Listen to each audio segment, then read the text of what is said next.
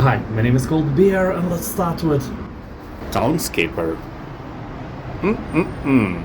What a beautiful game this is. Well, it's hard to call it a game, to be fair. There are no goals or gameplay, just plenty of building and plenty of beauty. That's it. As developers say, Townscaper is an experimental passion project, more of a toy than a game. Pick colors from the palette, plop down colored blocks of houses on the irregular grid, and watch Townscaper's underlying algorithm automatically turn those blocks into cute little houses, arches, stairways, bridges, and lush backyards. You can build your own ColdBeer town, ColdBeerville, or even whole ColdBeeristan and enjoy the amazing view. Game has overwhelmingly positive reviews and I can see why. Age of Mythology Retold. So this is a spin-off from the Age of Empires franchise that was revived as a remastered version in 2024. The release was very successful because they stayed faithful to the principles and listened to the fans. You know, nothing like Warcraft Reforged. So the game has around 90% review score on Steam and that is a huge success. Not as huge as your mama, but really impressive. Here you'll embark on a multiple campaign spanning 50 missions that will take you across a vast mythical world. You will besiege the mighty walls of Troy, battle giants in the frozen wastes of Midgard, and discover the mysteries of the best potato salad recipe. Well, at least some of these are true. The game has really beautiful graphics with a not bad physics engine and it also supports controller. You know, probably not for intense PvP battles, but for casual campaign after a hard day at work. People on Steam are praising the game in unison. The only thing that triggers players is the remade voice acting. If you never played the game, you probably won't even care, but if you did try the original version, you will feel that uncanny valley right away. Nevertheless, this is a minor thing, the game is great. NieR Automata. So the game tells the story of 3 androids and their battle to reclaim the machine-driven dystopia overrun by powerful automatons. Here humanity has been driven from Earth by mechanical beings from another world. In a final effort to take back the planet, the human resistance sends a force of android soldiers to destroy the invaders, and you are in control of them. The combat here is beyond fluid. You can change between ranged and melee, perform high-speed battle actions and so on. Also it has 26 endings. If you are into that stuff, you can replay the game almost indefinitely till you get them all. That's if you are some kind of a masochist. I don't judge. The Lord of the Rings: Return to Moria.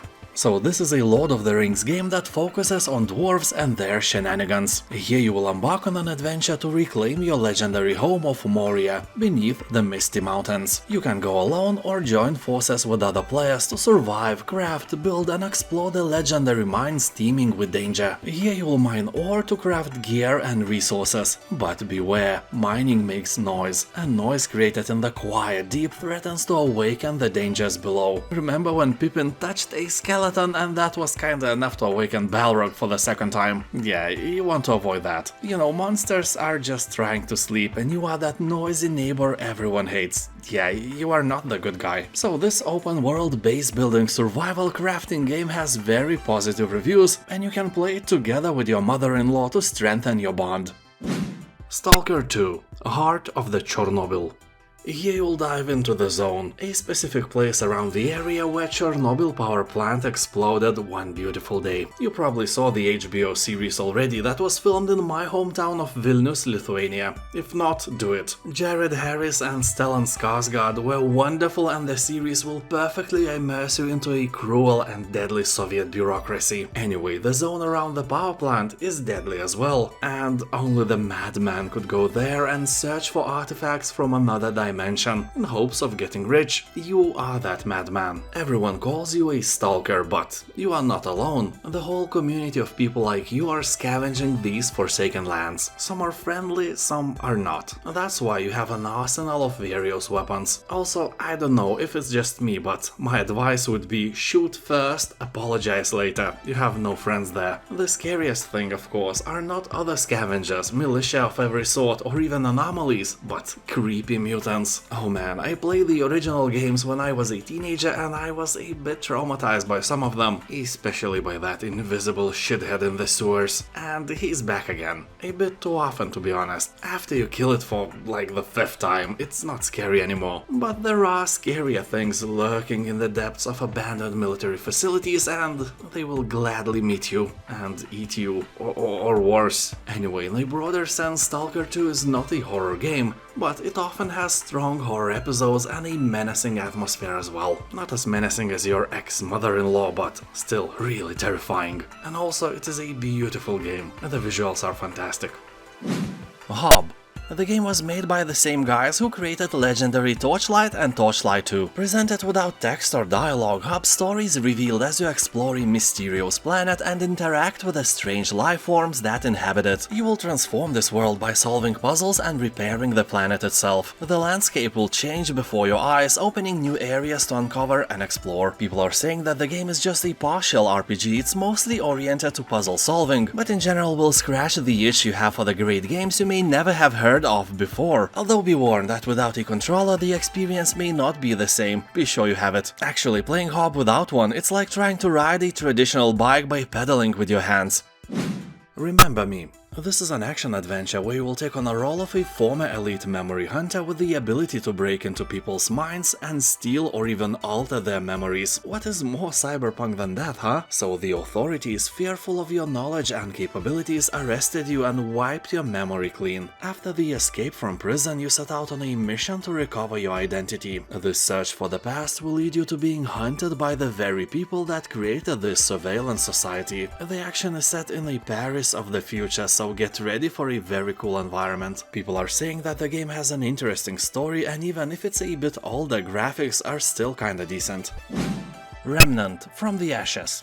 This is a third-person RPG shooter. Here the world has been thrown into a chaos by an ancient evil from another dimension. As gamers on Steam pointed out, they just ripped off a plot from Neverending Story. That's a shame, but in general this is a great game. If I had to describe it in one word, it would be RPG Dark Souls with guns. Yes, that is a one word if you throw out the spaces between them, and I did so, sue me. So here, as one of the last remnants of humanity, you must set out alone or alongside up to 2 other survivors, and then face down hordes of deadly enemies, rebuild and retake what was lost. The strongest side of the game is the various guns and weapons. They're really good looking and fun to use. You know how in some other games you get a nice looking gun, but there is no real satisfaction to shoot it? Well, that's not the case in Remnant. Also, people are praising the great co-op mode, so you can play the game with your mother-in-law and do some nice bonding together. Sleeping Dogs Definitive Edition. Here you'll find yourself in Hong Kong, a vibrant neon city teeming with life, whose exotic locations and busy streets hide one of the most powerful and dangerous criminal organizations in the world. In this open-world game you will play the role of an undercover cop, trying to take down the mafia from the inside out. You'll have to prove yourself worthy as you fight your way up the ranks, taking part in brutal criminal activities without blowing your cover. You will be torn between your loyalty to the badge and a criminal code of honor. You will risk everything as the lines between truth, loyalty and justice become permanently blurred. Game promises that you will enter illegal races, kick back with some karaoke and gamble on cockfights. Let's hope they have animals in mind. Resident Evil 2. This is a complete remake of a classic game. Overwhelmingly positive review score softly hints that it was a complete success as well. Resident Evil 2 offers a fresh take on a classic survival horror saga with realistic visuals, immersive audio and a new over-the-shoulder camera. You will also get modernized controls on top of gameplay modes from the original game. I can still remember when I played the original game when I was 14 years old, and somehow I had my mental balls big enough to play it every evening after school. Well, on those rare occasions when I actually went to school. I'm a YouTuber not because I was very good at studying, you know, but I was good at games. That's why you should avoid me if you need your appendix surgically removed, but if you want your boredom removed, I'm your guy, that's for sure.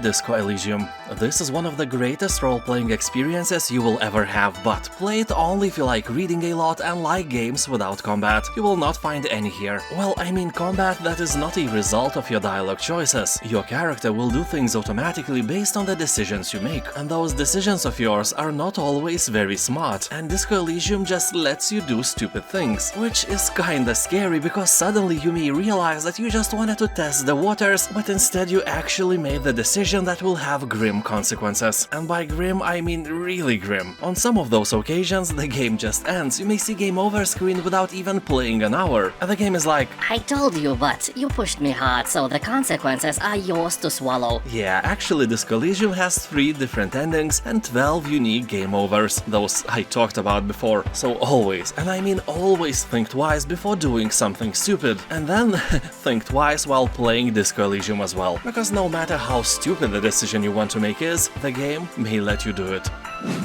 Slime Rancher.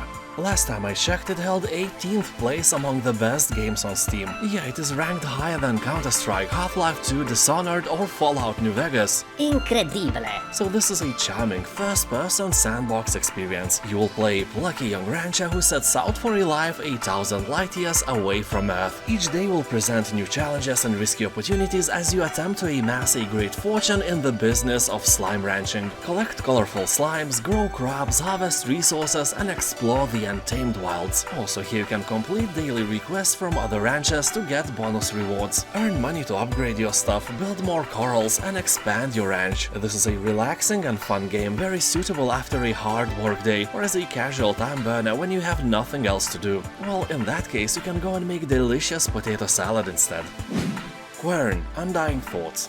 This is a first-person puzzle-adventure game inviting you on a journey to explore the beautiful land and solve many challenges. You'll put your IQ to the test with the increasingly complex puzzles and unravel the mysteries of the island. Remember Myst? So it's quite the same. It is original and solving one or another puzzle is really rewarding. You know, for your ego. People on Steam are saying that Quern is one of the best puzzle games they ever played. It also has more than 90% of positive reviews, and the bad ones are mostly about technical issues. People don't realize that you should check your graphic card drivers all the time. For example, I couldn't even run Elden Ring without updating them. Anyway, this is a great game, really worth your money even when not on a sale.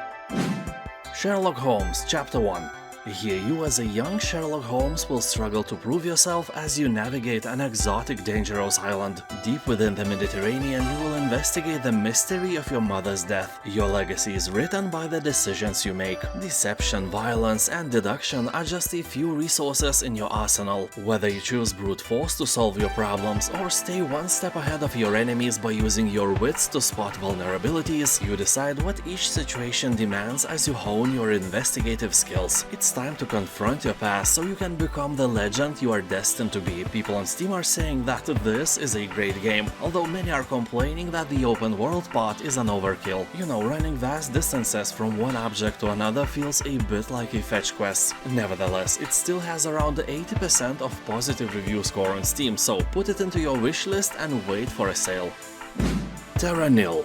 This is a game about transforming a barren, lifeless landscape into a thriving, vibrant ColdBeeristan. You will turn dead soil into fertile grassland, clean polluted oceans, plant sprawling forests, and create the ideal habitat for animals to call home. You will use advanced eco-technology to purify the soil, creating plains, wetlands, rainforests, beaches, wildflowers, and so on. Then efficiently recycle everything you've built, leaving the environment pristine for its new animal inhabitants.